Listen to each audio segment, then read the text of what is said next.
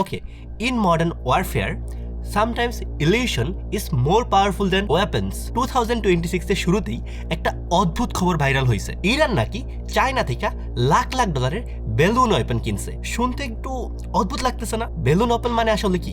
এইগুলো আসলে inflatable military decoy, মানে নকল ট্যাঙ্ক, নকল মিসাইল লঞ্চার, এমনকি নকল এয়ার ডিফেন্স সিস্টেম। স্যাটেলাইট বা ড্রোন থেকে দেখলে মনে হবে এগুলো আসল অস্ত্র। লেটসে এনিমি স্যাটেলাইট দেখা ভাবলো এখানে মিসাইল লঞ্চার আছে, তারপর তারা কয়েক মিলিয়ন ডলারের মিসাইল ছুড়ে দিল এই লঞ্চারের উপর, কিন্তু স্ট্রাইক করার পর দেখা গেল ওইটা ছিল একটা inflatable balloon. Result enemy waste করলো মিলিয়ন ডলারের ওয়েপেন, আর আসল weapon missile launcher, air defence system অন্য জায়গায় নিরাপদে রয়ে গেল। Here comes another interesting part. Report বলতেছে ইরান নাকি একটা ক্লেভার টেকনিক ইউজ করতেছে, painting deception.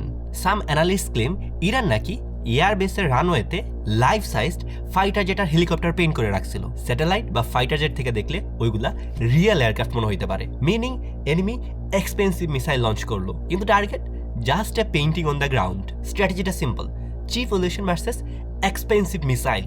Sometimes the most powerful weapon is deception.